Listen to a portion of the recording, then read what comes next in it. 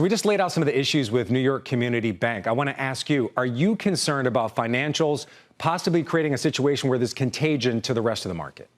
Well, this is a problem that we knew was in the offing. And the truth is that regional banks are disproportionately exposed to commercial real estate. We haven't seen this credit cycle yet play out.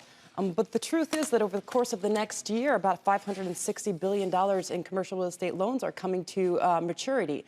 So we should expect some stress on the regional banks here and there, but I wouldn't expect a financial crisis. I think this basically really shakes confidence. Yeah, I think Janet Yellen trying to assure investors. We heard Jay Powell say the same thing. He said some may merge, some may shut down, but he believes the financial sector is pretty strong. Right. I want to talk to you about the markets. Yes. Okay. You gave us your S&P price target. You're going to have to explain this one to me. Your S&P price target's 5,000. Yes, flat. That's like a 0.5% rise from where we are right now. At the same time, you think yields are going to go down on the benchmark, the 10-year, to 3.75. So why are the markets only moving sideways with lower yields? Well, I think it's about economic growth. So I have growth decelerating here in the U.S. in terms of real GDP from about 2.6 or 3% last year. Remember, potential growth in the United States is about 1.8. I have it decelerating very strongly to 1% real GDP growth this year. So under that scenario, the Fed likely cuts about 100 basis points. I see the 10-year Treasury at 3.75. But I think the market does trade flat, and I think that the markets currently are discounting certainty when there's elevated uncertainty. I think there's tail risks here that are very fat in their nature. Okay, so you think there's some uncertainty going forward. Obviously the Fed has a big impact on the markets.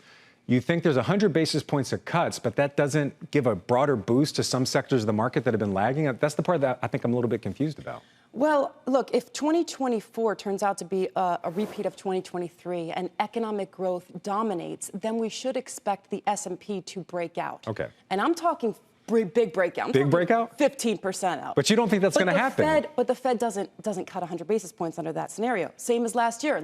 Beginning of last year, remember that we were expecting 75 basis points in cuts. Didn't happen. Didn't matter. Okay. And it didn't matter because the economy grew 2.6 to 3%. Same thing repeats this year, and we get immaculate disinflation.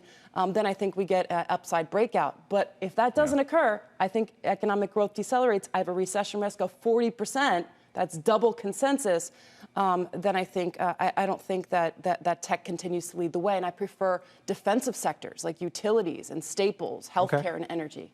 All right, recession risk at 40%, you're saying? Wow, yes. That's a big contrarian. Yes, it is.